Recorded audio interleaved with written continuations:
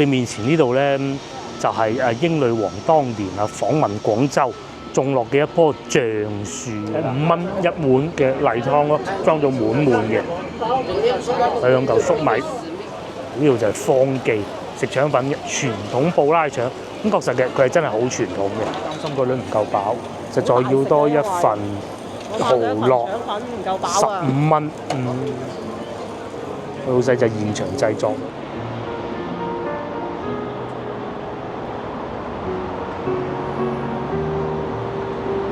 Hello， 各位觀眾大家好，我而家所在位置係東風西路。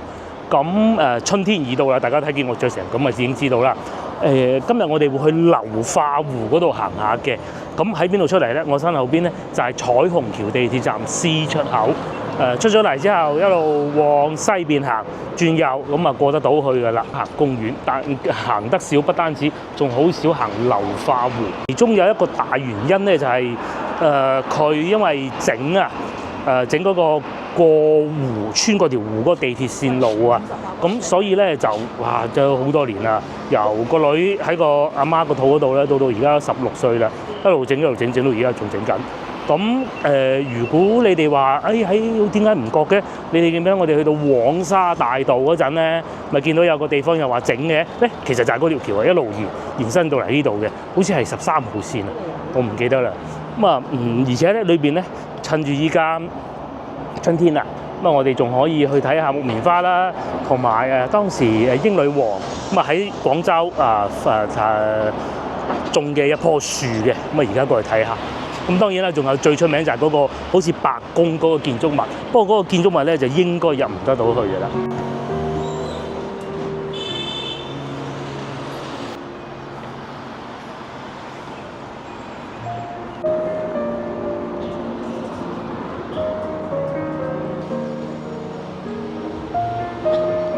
終於咧嚟到流化路啦，咁講下大概位置。如果我哋而家呢度咧，大概係流化湖公園嘅西南面啦嚇。咁如果一路往我前邊呢個方向行咧，就可以去到譬如話東方賓館啊、中國大酒店嗰個方向嘅。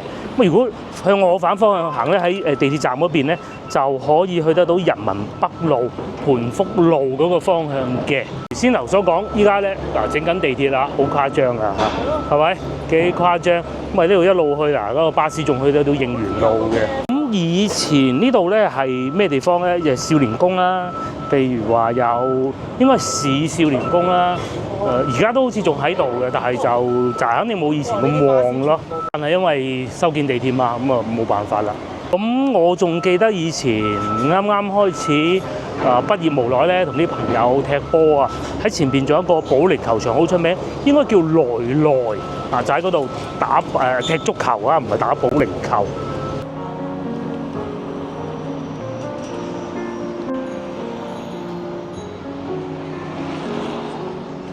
冇錯啦，呢度咧仲有個食嘢嘅地方，味道就唔知係咪竹城啊嚇，但係咧味道咧係有做竹城嗰個嘅，喺流化湖咁啊越秀公園嗰度。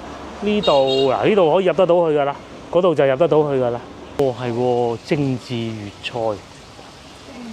係啊，至於我哋就選擇喺呢個入口入嚟行公園啦。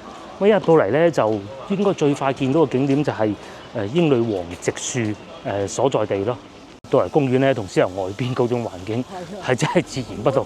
外邊咧嗰啲咧真係工地咁啊，入到嚟咧聽到啲雀仔叫啦，又有遊人啦、大樹啦、湖景啦，好多都好長時間。呢個係細葉玉，嗰塊牌上邊有寫住。或者咧有啲盆栽喺度啦，如果懂嘅咧就可以慢慢欣賞。其實咧我都略知一二嘅，因為我爸爸咧好中意玩盆栽，不過而家咧玩少咗好多啦。好似呢啲咁咧，佢都通常會叫做樹仔頭啊。至於嗰度就西郊大廈，係。曾經喺嗰度做過好耐之前。係咩？第一份實習。都唔叫實習，有工資嘅。有工實習都有工資。哇！呢度仲有好多貓咪添喎。通常啲公園咧，嗰啲環衞工人咧，如果佢係有心機，唔會趕啲貓走咧，其實就啲公園就會好多貓嘅。哇！前邊已經見到3隻匿埋喺裏邊啦。呢度有一隻係啊，公園咧最舒服嘅咧，其實係啊有貓咧，冇咁多老鼠，其實係好事嚟嘅，係嘛？就係有啲人就投毒咧，唉具體嗰啲壞人影響邊啲人嘅利益我唔講啊。舒服，又有貓咪啊，又有遊人喺度，咁啊感覺上咧呢度冇咁商業化。荔灣湖咧就商業化啲，啊各取所需啦。同埋中間嗰度咧，我成日都喺度諗啊，以前我會嚟嘅。究竟係咩地方嚟嘅？中間湖上唔上到去咧？不過再嚟唔講中間湖極遠處，大家見唔見到咧？嗰度咪有棟銀色嘅建築物嘅？嗰、個係省電台，廣東省電台嚟嘅。電台啊，係啊，聽廣播嗰個係啊，收音機咯嚇。係啊，收音機啊咁同埋係人民北路咯，盤福路、盤福大街出嚟嗰度，上星期我就經過嗰度啦。咁啊喺呢度一路行係可以行得到過去啊，咁但係就肯定會遠啲啦。我哋咧就係行呢邊，慢慢沿住呢個堤岸。咁啊行過去，前邊咧就係誒英女王種樹嗰度啦。咁啊行過去，大概20年前啊都有。咁啊嗰度未整路啊，喺應該嗰度叫做南門嗰個位置咧，就有得玩雀嘅嗰啲發燒友咧，一籠一籠雀啊攞過嚟嘅。咁啊而家就只有荔灣湖有一個飲茶地方有咯，其他我都唔知咩啊。嗰度好似叫雀咩話？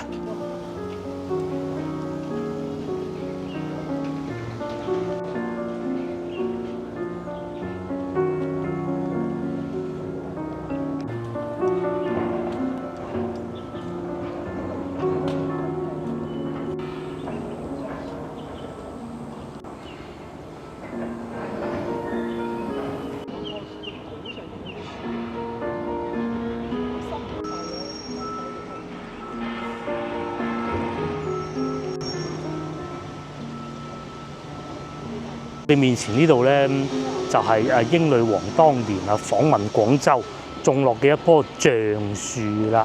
嗰時係1986年喎，嗱嗰度有寫，係咪？1986年啦。伊麗莎白二世陛下訪粵期間植樹紀念，冇錯啦。1986年到依家43年樹齡咯喎。冇43年係嘛？嗰度寫住43年。1986年到依家邊係43年？可能之前生咗幾年移植過嚟啦，只能咁理解。你1986年，你而家咪43咯。係啊，咁咪43咯。即係六歲嘅樹種喺呢度咯。嗱佢呢度有寫啊，喺英國帶嚟嘅棵樹，原來係嗱佢寫住嘅，係咪？只不過反光可能睇得唔係好清楚啫嘛。環境之家文化西院。英國嗰邊咪嗰啲豬咪食嗰啲橡果咪就呢啲咯。哦，咁佢有冇橡果嘅呢啲？嗰啲啊，咁咪就係呢啲樹。我唔識啊。係啊，嗰啲橡樹。橡樹啊嘛。至於喺對面咧，呢度就見到一棵木棉樹啦。咁啊，廣州嘅市花盆栽啊，呢度又有呢個應該松樹啊，睇個樣有個松果嘅，同埋各式各樣嘅盆栽。哇！呢個生得幾靚，幾別緻。慢慢咧，我哋好似向個森林裏邊進發咁啊！呢度過唔過到去㗎？應該過到啊，係嘛？老婆喺度驚歎緊呢棵咩細葉榕啊？應該係啦，嚇咁樣嘅喎。又或者有啲台凳俾啲街坊市民啊、遊客入嚟呢度坐下休息下。呢度啲樹真多，又有竹樹啦。呢棵應該都係榕樹嚟嘅。呢棵幾勁。另外有件事情係咁嘅，而家廣州嗰啲公園咧係呢市，好似而家我所在啲市政公園咧，已經係全部都係免費嘅啦。咁入嚟呢度咧，亦都唔需要額外付費嘅，或者有啲展廳展館喎。呢個裏邊有嗰啲盆栽嗰啲盆展覽，我喺度認到啊，佢話認到人參果，同埋呢棵咩啊？呢棵我都唔知咩咧，梗係呢棵咯。大葉榕，我隨口噏嘅啫。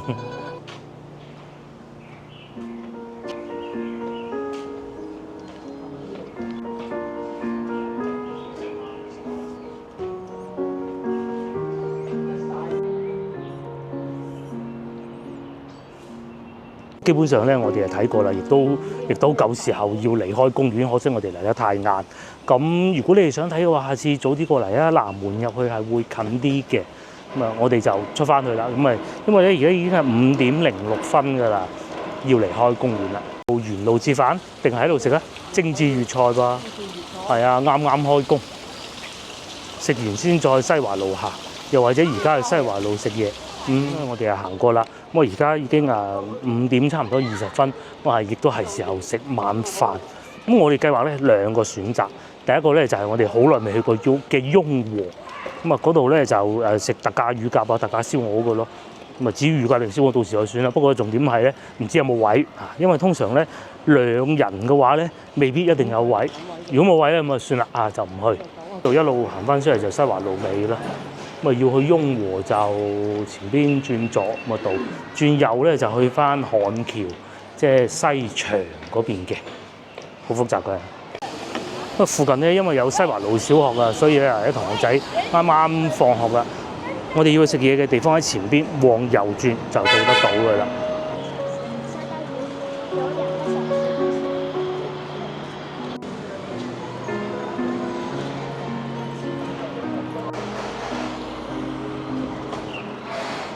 話說咧，點解呢度叫彩虹橋地鐵站唔叫西華路地鐵站咧？其實就好簡單嘅，對面嗰度就係彩虹橋啦，就係咁樣一條好細嘅橋嚟嘅。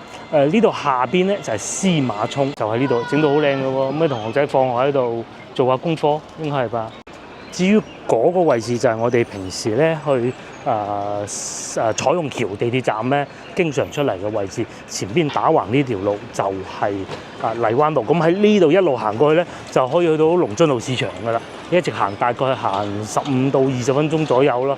咁之前咧農曆新年嘅時候花市啊，咁就喺呢度開始嘅咯。當時行完咁就可以龍津路市場食煎餃咁咯，幾好㗎。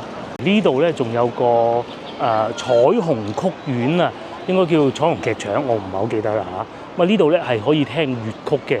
咁偶爾咧，黃俊英先生咧仲會喺度演出嘅，帶住佢嘅徒弟，應該叫做黃寶文我唔係好記得啦嚇。喺呢度，不過應該我記得係因為黃俊英先生年紀都唔細嘅啦，咁唔係咁容易會有演出嘅咯。喺呢度貼晒佢啲靚相，應該叫何寶文好似係。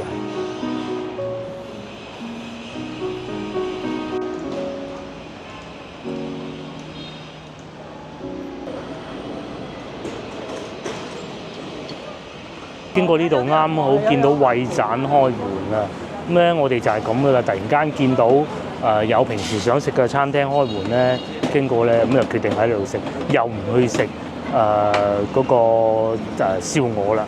嗱，呢個位就係我哋嘅啦，係嘛？就呢度啦。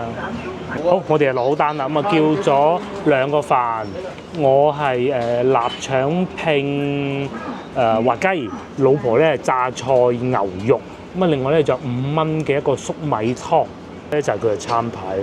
我都唔細讀啦嚇。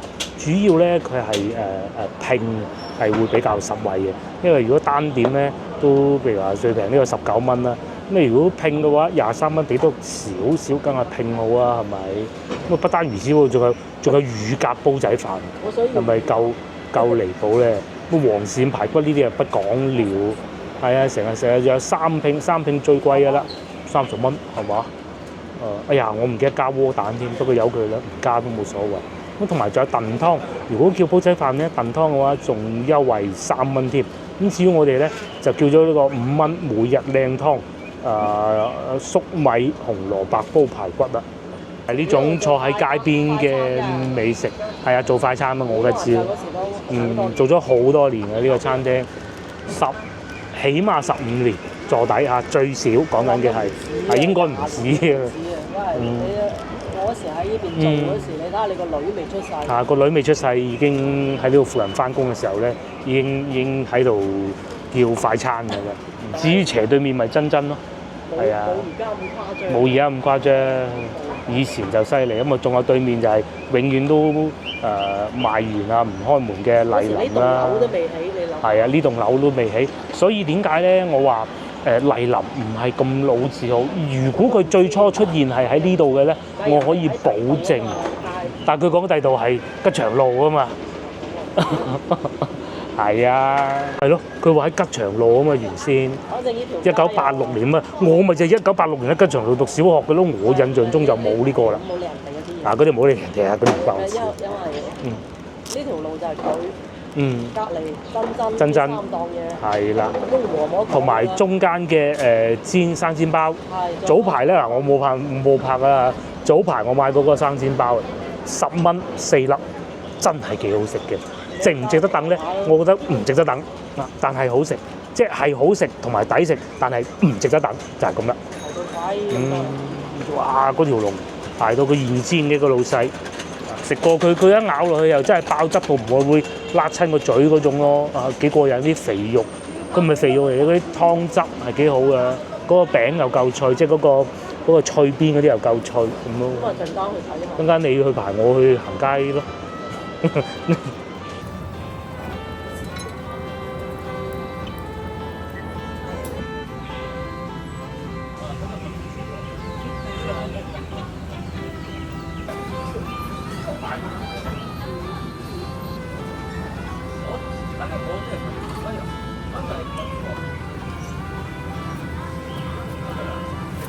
好耐啫喎，我哋係飯就到咗，呢個係老婆嘅，我係覺得佢嗰個仲吸引我。我原先咧係想食肉片嘅，呢啲牛肉我中意，我好怕嗰啲牛肉醃得好犀利，呢個好明顯醃得唔係好犀利。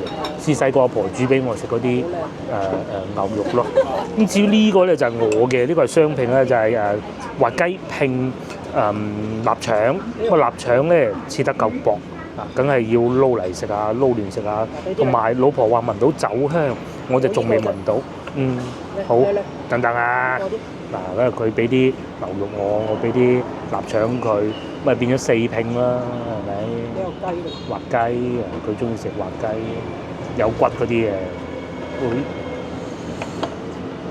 有啲酒香。酒香係喎。係啊，聞到，好明顯。係喎。夠啦。啲同時，我哋其實仲有個湯嘅，等一等先。而家就先食個飯。咁等陣咧，我哋計劃係咁嘅。如果可以嘅話，唔係好多人咧，我哋食完個飯咧，就等陣過斜對面嗰度食糖水咯。上次食過一次㗎啦。點解又去咧？就因為中意食嘅啫，就係咁簡單，好食。尤其咧，遲啲天氣熱就仲好添。先試下個臘腸先咧，好食啊個臘腸。切得夠薄㗎，係啊，嗱，我哋湯又到啦，好唔該晒，我5蚊1碗嘅例湯咯，裝到滿嘅，係2嚿粟米，咁咧例湯咧就可以留到最後嗰個撈飯又得，咁佢呢度咧仲多嚿粟米同埋有豬骨嘅添，試過臘腸啊試下牛，佢個臘腸咧唔算甜口，鹹口多過甜嘅，試下呢個，呢嚿牛肉我好中意，醃得幾好。好嫩啊！唔係嗰啲好醃得好犀利，食唔到肉味嗰種嘅，但係咧又嫩嘅喎。我好耐未食過咁靚嘅牛肉，一路咬後段咧仲有牛肉味。好多時候咧，我哋買完餸咧咁啊走啊去前邊彩虹橋地鐵站坐地鐵走咧，咁經過咧，因為我哋經過通常都係差唔多7點㗎啦嘛，都係見到呢度咧坐滿人嘅。試下啲飯先，咁樣嘅咩？佢啲米都幾靚啊！又唔會話好油嗰種。唔會好油，好乾爽嗰啲飯粒，好乾爽。順德嗰間。啲人話好出名咧。好貴。係。係88蚊一煲嗰啲，好多人嗱食煲仔飯咧，通常佢咁因為或多或少咧，嗰啲要落啲油喺個飯邊去煮啊嘛。呢個咧唔算多油，有時咧啲飯粒幾乾爽都好啊，油一多咧唔好食嘅，係啲咁樣啦。而咧坐喺路邊食特別有風味嘅榕樹底，廣州人咧最緊要有棵榕樹，就算啲路面唔係好平咧都冇所謂嘅，咁可以坐喺樹底食嘢啦嘛。再熱啲嘅時候咧，要一支亞洲汽水咁啊坐住喺度。仲好啊！煲仔飯最好食嘅地方係咩咧？就係佢煮完之後因為嗰啲餸係擺埋喺上邊煮啊嘛，咁嗰啲香味咧，餸嘅香味咧係會落到啲飯嗰度嘅。咁師傅又要搞好嗰啲味道啦，啲料咧，呢啲料餸佢係要醃好味噶嘛。除咗控制米飯嗰啲熟以外咧，仲要控制好呢啲味道，唔好令到佢太鹹又或者冇味，好難嘅。菜咧就俾我食咗，佢都唔係嗰種會出水嘅菜啊，又係一個好評啊！哇咁樣叫起飯，好啊，好經典啊呢個。咁啊豉油咧佢就已經係落好咗嘅。上一次我喺寶業路食過嗰個煲仔飯，都已經幾好啦。睇下呢個，我啱先鏟咗下邊嗰啲飯焦上嚟，咁佢當然有飯焦，又唔算話好死死實實啊，咬唔喐嗰種嘅。試下滑雞啦嚇，滑雞就真係咁啊醃過嘅，有啲生粉啊嗰啲啦，咁啊擺落去。最好嘅一個地方咧就係佢哋調呢啲餸啊調味好啊，都係有啲酒香味嘅，所以一揭開個飯蓋嘅時候咧好香。廣州人用雞去煮食點會失禮人啦？係咪？咁各位觀眾咧，以後翻到嚟，通常佢哋去到5點半左右咧，先要擺台出嚟嘅。咁都坐裏邊咧，就肯定係冇坐外邊咁舒服嘅。睇天氣咯，你要大熱天時坐戶外食煲仔飯就真係幾吃力嘅。咁啊，唔係最緊要好食㗎，係咪？咁啱經過，見到佢有位，咁啊唔好猶豫啊，坐低食。哇！你睇佢食得幾有儀式感，佢將嗰啲餸擺晒喺上邊，跟住慢慢食。我就中意全部炒散佢嘅，慢慢滑嗰啲。呢個榨菜好食啊！去深圳食嗰啲咩兩餸飯都17蚊。梗係貴㗎啦，係嘛？19蚊。我對個牛肉好滿意，下次有機會過翻到嚟咧，可以試下牛肉啊，牛肉嘅雙拼啊、三拼啊都可以試下，乳鴿拼牛肉。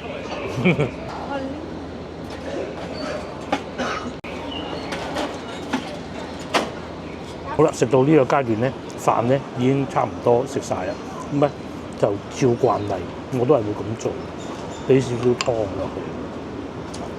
佢呢個咧就唔同話我哋去到萬興嗰度嗰啲豬膶湯有菜嘅，呢個咧就番薯啊，呢個係粟米最經典嘅例湯，浸泡啊，同埋滑過之後咧，啲飯焦咧就浸腍咗啦，咁咧就再咁樣食埋佢。飯咧係好多油嘅咧，其實就唔好嘅，呢個咧好克制。嗰種焦香味又有少少肉味，又有少少湯味。湯咧就因為佢唔係枸杞葉湯啊，所以啲味唔係好重，唔會搶咗啲飯焦嘅味。已經過咗6點啦，我哋係食飽飽。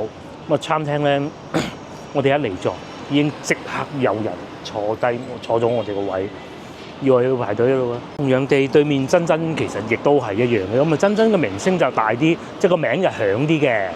但係如果講到消費，中唔中意食、好唔好食係另一回事啊。講到要使費咧，其實兩間差唔多咯。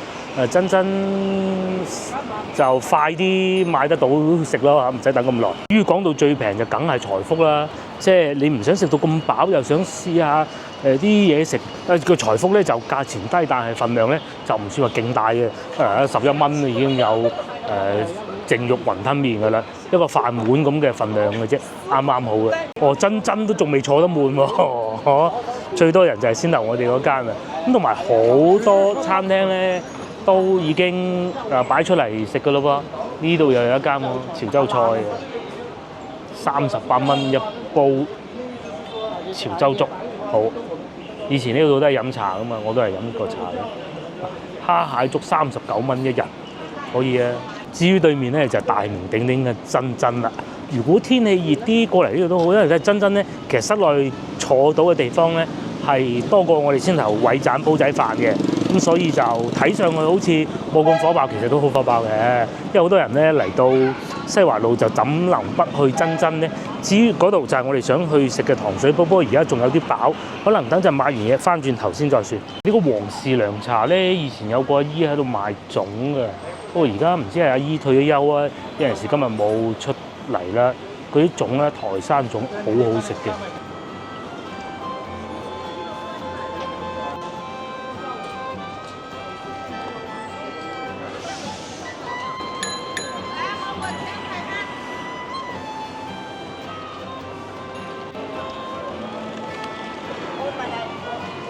好啦，咁我哋行咗入嚟小梅大街呢度啊，發現咧呢個市場咧改造中，都好嘅，佢已經好舊㗎啦。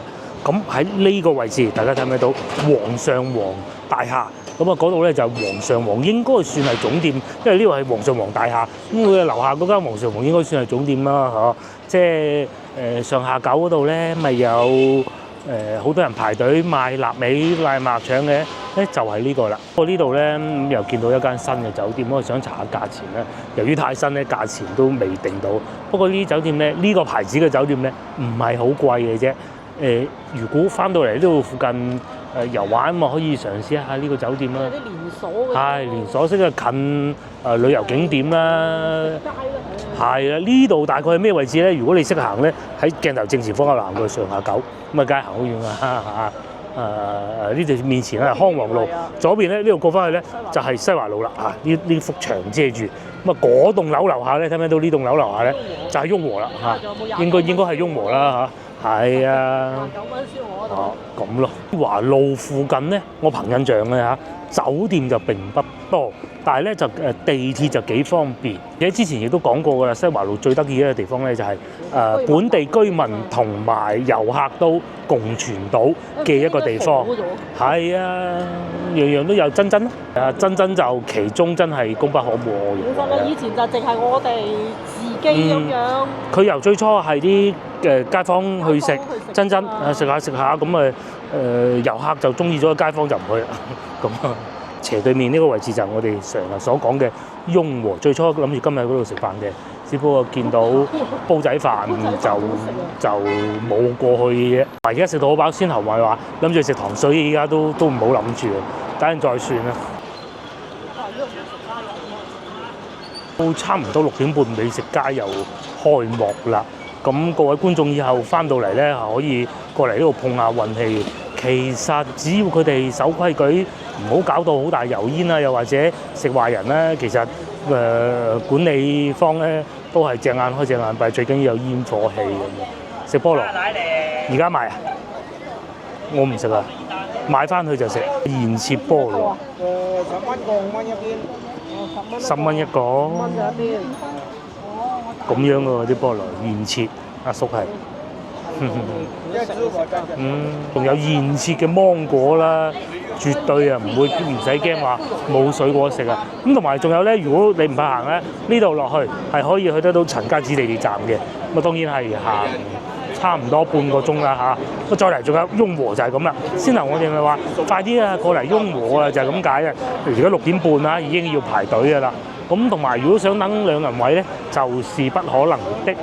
同埋乳鴿仲有25蚊一隻咯，燒鵝就仲有28蚊一例咯，仲有係啊嗱咁誇張啊，係啊，差唔多，同埋咧又可能會話，喂佢啲燒鵝得唔得㗎？唔使驚，佢現場就係有吊燒鵝嗰個爐喺嗰度嘅，就喺嗰度吊住嗰啲燒鵝風乾嘅，咁啊絕對唔會唔得。我唔識啊，啲街坊都唔會唔識啦，係咪先？呢邊咧就係小食一條街，有啲烤雞啦，呢度係鐵板豆腐啦。之前我哋曾經喺前面嗰度買過個燒生蠔都唔錯嘅。咁大家守翻好個規矩咁咪得咯。有警車，因為其實咧喺呢度入去咧就係派出所嚟嘅。由呢度直過翻頭尾。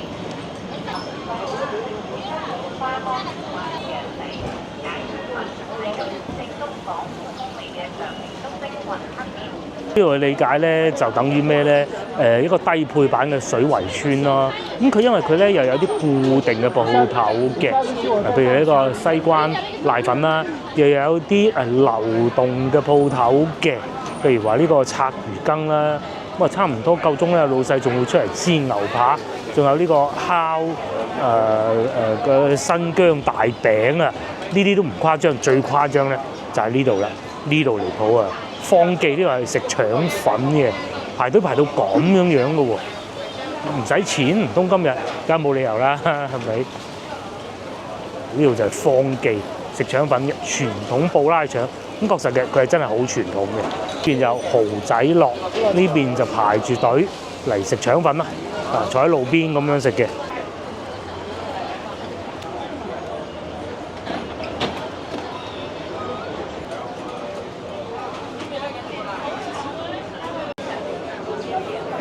實在誇張，越係咁樣難食到咧，就越係多人。咁再嚟咧，先頭我哋食煲仔飯嘅時候咧，有一對小戀人啊，同我哋一齊食煲仔飯嘅。咁佢哋兩個人咧食咗一煲，然之後嚟到呢度咧就食腸粉啦，咁勁啊嘛！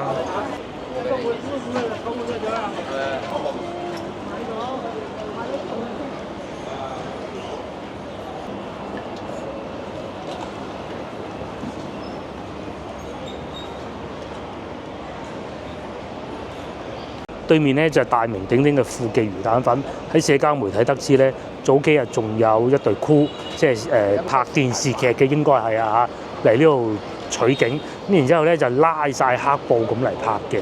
咁啊，但係咁肯定係租到佢一日㗎啦。俾錢啫嘛，錢解決到就得㗎啦，係咪？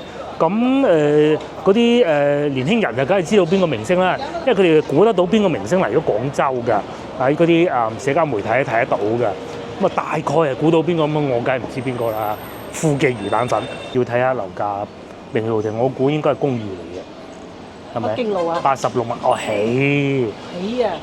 中山7路120萬，呢個係應該係附近啦，係嘛？仲有呢個跳樓價，哇！個老細陰公啊，唔係個業主啊，2萬幾蚊喎42平方米啊，2字頭啊，2字頭啦已經。佢原先諗住3字頭嘅，係咯，3爭少少，仲有一德路啊2，以前邊有2字頭俾你？就喺教堂隔離喎，重新做咗框架結構咯喎，中式裝修埋嘅咯喎，而且仲有呢度仲有咁啊，有學位，不單止仲急還價急售，即係你一還價，譬如話220啊咁，俾你咁嗰種啊。即係中意嗰啲一戶建啊，日本叫嗰啲一戶建，咁咪就係呢種。係啊，3室2廳2衛喎。西門口靚樓。邊啊？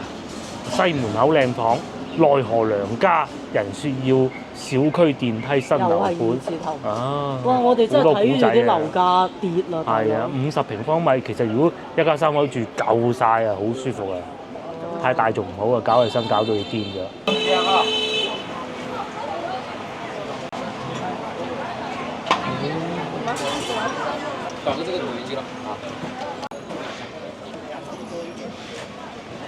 呢度越嚟越旺，真係厲害。蛋糕嗰啲。係啊，排隊又喺度排緊隊啊！老細啊開心啊，不過都係薄利多銷。如果佢唔係好食同埋賣得咁嘅價錢咧，冇咁多人排隊嘅，係咪？係啊，但係一出咗名啦，咁啊，我哋都買過佢哋嗰啲綠豆餅食嘅，係幾好嘅。嗱，排隊係排到咁嘅啦，仲多人過去真啊！咁至於我哋咧市場買幾條菜，咁啊等差唔多7點鐘到啦，就去買嘢翻去俾個女食。咁翻到屋企咧就差唔多嘅。呢啲咧就係我哋嘅生活啦。咁當然各位觀眾如果翻到嚟遊玩，咁啊其實你係可以唔使嚟買餸嘅。但係咧喺呢度，我每一次經過都要講嘅，就喺前邊有個牛三星湯，都係好好嘅。不過逢星期2休息，大家要注意啊！如果大家喜歡食牛三星湯，前面嗰間叫牛佬，先頭嗰個煲仔飯依家仲飽緊，行咗咁大段路咯噃。係啊，而家仲飽緊啊！因為我哋而家呢個時間先嚟啊，咁所以市場係差唔多收檔，肯定就係冇5點半啊5點鐘嚟到咁熱鬧咁墟冚嘅。咁啊好多老細準備收工。至於我先頭講嗰個牛佬牛三星湯咧，喺嗰度啊，嗰度牛雜湯寫住門口仲貼咗張紅紙，唔開啦。應該搬咗出去出邊嗰度。哦，可能係應該就係搬咗出去大路嗰度。咁我覺得以前呢度仲好喎。就係呢個搬咗咯。至於呢邊咧，就喺度賣緊餸，蕉啊2蚊8啊4蚊嘅粉蕉啊咁咯。買少少菜，同埋就有啲水產啊，各種都有嘅。呢啲擺喺路邊嘅蔬菜啊。咁西華路市場咧，如果係要上樓上咧，其實價格會再平少少嘅，但係就懶上樓咯。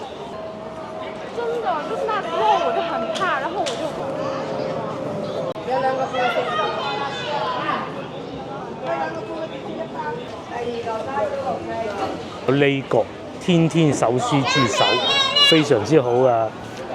燒肉又好食啦，手撕雞又好食啦，尤其啲燒肉咧，如果你啱走得翻時間咧，佢啲貨到咧4點零5點鐘啦，啲豬擺晒喺度嗰陣咧，斬我翻去非常好食，夠新鮮啊嘛！嗱，阿叔喺度賣紅蘿蔔，嗱，阿叔2蚊，啊，我哋3條紅蘿蔔。啱啱好，好多菜啊，攬上扭埋喺度買咯，因為唔買得多其實冇乜所謂嘅。睇下呢隻角，好啊，甜橙啊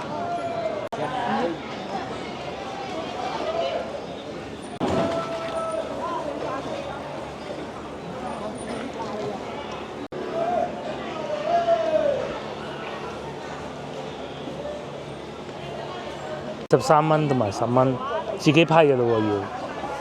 自己批㗎啦。哦，阿姨會批埋。要唔要啊？要，咁啊要。買個自己批就10蚊嘅啦。 10蚊。呢啲街市就係好啦，咁阿姨啊會幫我哋批埋，咪阿姨係靚女。10蚊，靚女。10蚊，老闆娘啊靚女仲喺度批緊嗰啲菠蘿釘。好鬼細隻我哋。要好有技巧先啦，要嗰把刀先得嘅。我哋唔識啊，冇嗰把刀。哦，喺屋企好難搞。識嗰啲要攞把菜，都唔識啊，冇嗰把刀要攞個菜刀咁樣，逐下批。斬開4份咬。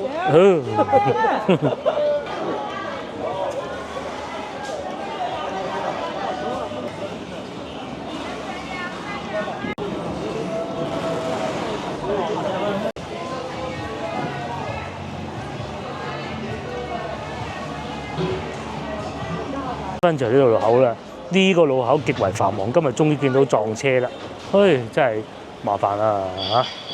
仲要過咁啊，冇計啦。證明啊，嚟西華路係絕不適宜開車嘅。我曾經試過有一次喺呢個位置一路咁樣開上去，哇！我部車仔好細嘅已經嚇，都係好吃力嘅。再嚟，大家睇下對面藤原生煎，我而家咧終於知道點解佢咁多人啦。早幾日咧，我朝頭早經過，咁啊買咗一份食，我冇影低啦嚇。咁咧佢係當時排咗4、5個人，啱啱好我要到上一爐最尾嗰份，咁啊唔使等。如果買下一爐嗰啲咧，呢啲咧可能要等2爐到咯。咁啊老細咧就喺裏邊慢慢猜，係好食係抵食嘅，10蚊有4粒。咁但係嘅值唔值得咁樣排隊咧，就見仁見智啦嚇。如果咁啱又經過見到，唔係好多人嘅喎，咁啊等一爐都冇問題嘅，10零分鐘啫。唔好講話排唔排隊啊呢一樣嘢，如果咁啱真係冇人排隊咁啱人少嘅，買一份都幾好。但係有個小問題咧，就係雖然佢有座位俾你食，但係通常都會滿座，因為得2張台仔嘅啫。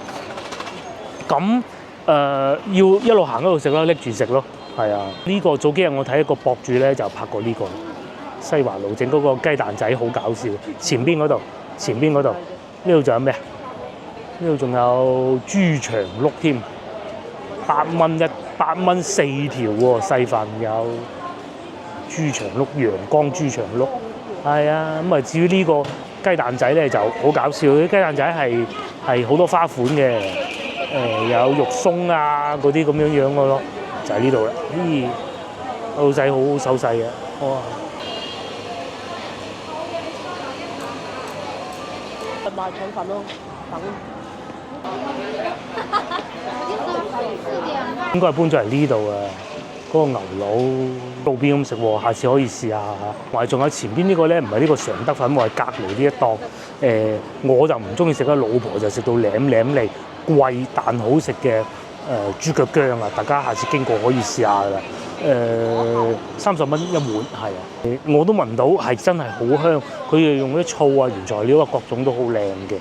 咁啊就係豬腳薑。依家咧，我哋就繼續往方記腸粉嗰度買份腸粉翻去俾個女食啊！因為而家已經7點啦，翻到屋企差唔多放學。呢度咧又係咁熱鬧，平時我哋都好少咁夜經過呢個位置㗎啦。順德魚生啦，大家如果喜歡食魚生，可以試下呢個，開咗好多年㗎啦嚇，就唔係嗰啲做咗好短時間。仲有呢個都係嘅，呢2間，仲有檔燒烤喺前邊，呢度又係煲仔飯喎，明火煲仔飯30年，順德風味嘅，即係又係嗰啲菜咧已經撈好晒，好多花款嗰種。又翻到嚟呢個地方啦，咁我哋打算去方記買份腸粉俾個女食。腸粉仲有咩加份粥咧？你覺得？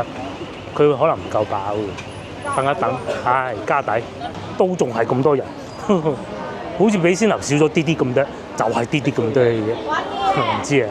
咧去嗰度買咧，佢除此之外，除咗腸粉之外咧，仲有粥食嘅鴛鴦腸加底，得唔得？